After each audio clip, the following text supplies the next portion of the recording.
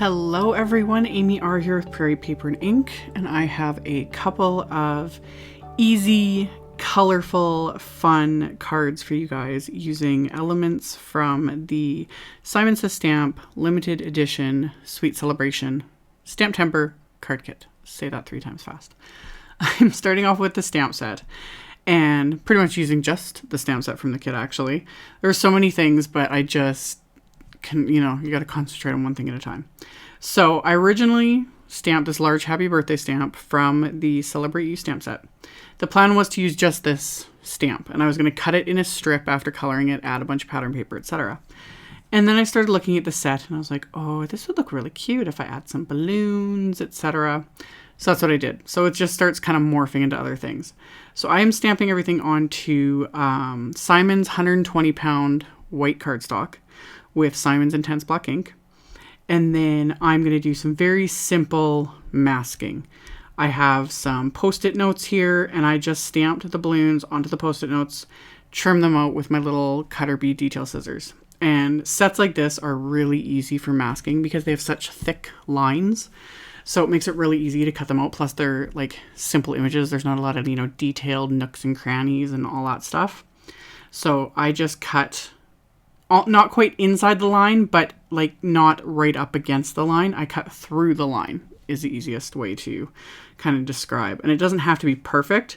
It just needs to be able to mask the image so that I can stamp, the different layers. And again, easy masking. I'm not doing anything crazy. So I'm also using just the packaging that the stamp set comes in. I use the packaging to store the set, but I'll also use the packaging for things like this. I just place it over the cardstock so I can move the stamps around because they have ink on them. And rather than like clean the stamp each time, place it in place, put it in place, stamp it, clean it again, move it, I just put the packaging. Put the packaging in over top of it, place the stamp where it needs to be, remove the packaging, stamp the stamp. So I did tiny little bit of masking there, nothing much. And then was also using those masks though to kind of give me a visual idea of where I wanted to place the stamp. And here again, I've got the packaging in place so I don't smear black ink all over this. And then just kind of stamp the balloons along this happy birthday sentiment. And then I also did one little tiny bit of masking with that middle balloon because I'm going to stamp these little stars that are in the set as well. I purposely wanted to place enough images so I could do each one in the rainbow order that I'm going to color the letters. That was inspired by the pattern paper in the kit. So that was about the method to my madness here. So I masked off that center balloon so I could add one more star so that I had enough little images here. And then I'm going to stamp that star over the masked balloon. And then once that's stamped, I can remove the mask and then get to the actual coloring. I kept the coloring really, really simple. Literally 2 color blends other than the blues. I ended up adding one more just because the 2 blues that I end up using are really, really similar. But really simple coloring. I just add, like with the reds here, I'm using R24, R29.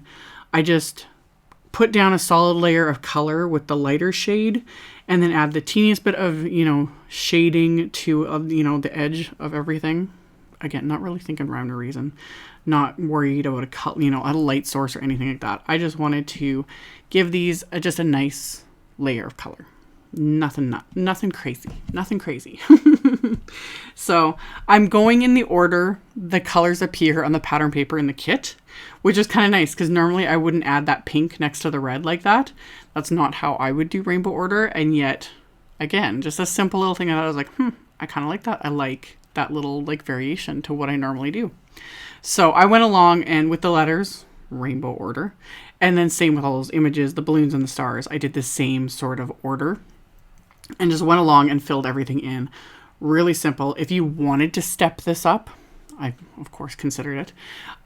What would be really cute would be like to coat all the balloons and the stars and even the letters with like crystal glaze, maybe add a little bit of glitter, could use a white gel pen, add some highlights, etc.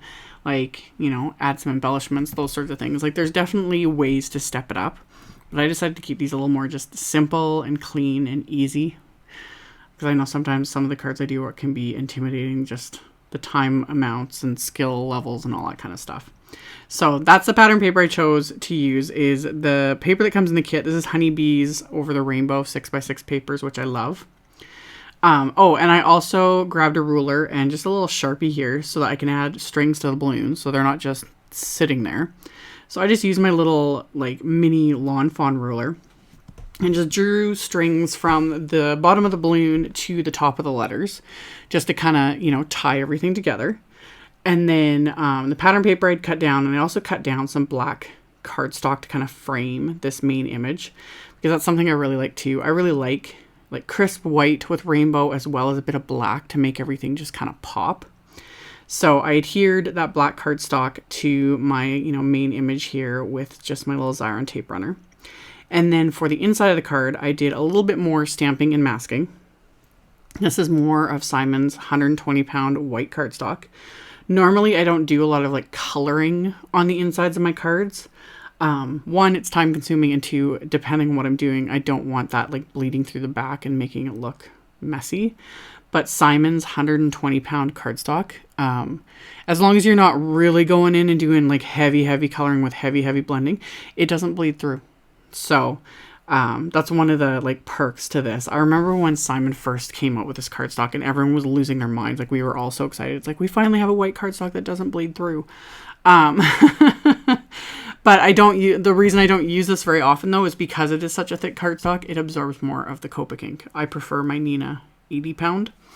But for things like this card base, it's great not to have that bleed through, so I don't have to, you know, stamp and die cut or stamp and trim out things like these balloons and then, you know, layer them in. I can just stamp them like I did, quickly color them, and it's good to go. And then the back of the card is clean and crisp and fine. So I did a tiny little bit of masking there, adding 2 more balloons, added a couple stars, added a sentiment, and then I just trimmed down that leftover piece of the pattern paper so I could add that to the bottom of the inside of the card. And then I'm going to draw another couple lines for the balloon strings there so that they're, you know, attached. And then once that's done, I'm going to adhere that pattern paper to the card front. And then I had put Simon's Big Mama foam tape on the back of the main panel.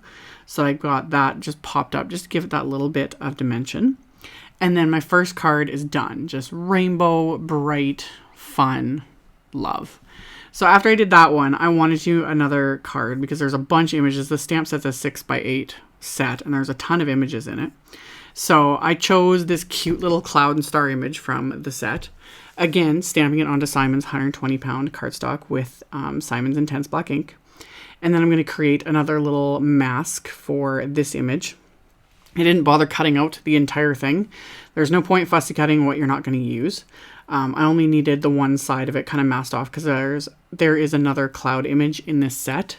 So I wanted to add that as well. So I just had to adjust my little post-it here. So once I was happy with that, I'm going to stamp the second little cloud so that it appears as if it's behind the first one, the beauty of masking. And then there's this fun little like curved sentiment as well, which I just think is adorable. So I've got that. And then I ended up deciding to add more balloons to this image too, because you can't not have balloons. And when you're doing rainbow colors and all that, there's just something about it. So I stamped the balloon, masked it off with that same mask. Things like this, I'll keep the masks until they're so used up you can't use them anymore. And I just keep them stored with the stamp set. I just stick them to the sheet, the plastic sheet that the stamps come on that has all the images on it. I just stick the mask to that. And then next time I go to use this, I've already got masks that, you know, are ready to go. So for the coloring, exact same colors, nothing different. Same method, same colors, same everything, just keeping it simple. So I went along and did rainbow order again with these. And then once I got to the bottom of his hat, realized I'd run out of the rainbow colors. So I just added a little strip of red again. And then with this one, the only thing I did different was I pulled out my BG10 marker and just kind of went along the edges of the clouds just to give it that little something, you know, it makes it look more white. And then once I was done my coloring, I'm going to trim this one down with my paper trimmer as well. Just again, kind of figuring out what I'm doing, how I want this to work. So trim this down because I want to be able to show some of the pattern paper at least on the card. And I grabbed another one of the rainbow stripes from the set. Got to draw my lines again. So I've got my ruler and my little Sharpie marker so I can draw the lines for the balloons. So they're, you know, coming up from this little cloud here. And I kept wiping off the ruler just because I was scared that I would like smear the Sharpie marker accidentally, because I have done that before. So I always kind of try and be aware when I do things like that. Any sort of marker with a plastic ruler, I always I just out of habit, wipe it on my fingers, because I'd rather it be on my fingers than on my card. So on the inside of the card, same method. I'm using the stamp packaging and the masks I created. So I can stamp. This time I'm just stamping the plain cloud in the set, and stamped it once, masked it off. And then I'm going to stamp it a second time. I'm going to stamp the little balloons and the star image as well, just to, give the card, the inside of the card, a little something. So got those stamped, and then stamped the balloons and mask them off, etc. And then I'm also going to stamp another one of the little sentiments in the set as well, just going along with my packaging, my little masks, my stamps, getting this inside just completely filled out. And this one again is Simon's 120-pound cardstock. So that again, when I color with the Copic markers, it's not going to bleed through the back. So once I've got everything kind of lined up, made sure I had the sentiment straight, stamped that a couple times, and then again, quickly filled these in with my same Copic markers that I used in the beginning, and then took that BG10 and quickly went around the clouds to give them just that little something, and then also add the lines to the balloons. So once those were added, I had trimmed down the pattern paper that I ended up adding to the inside, just a strip of it to the inside of the card, just to kind of, tie all the colors together, tie the pattern paper together, gave it that little something. So I did the exact same thing as the first card. I adhered that pattern paper directly to the card base, and then popped the main panel on with a little bit of foam tape, and that's going to finish off card number 2. So as always, there'll be a link below my video to my blog post. I'll have links to this limited edition kit, as well as to everything available individually. So you can check that out below if you are interested. Thank you all so much for watching and subscribing and thumbs upping and commenting on my videos. I really appreciate it. And I will see you all very soon in the next one. Bye.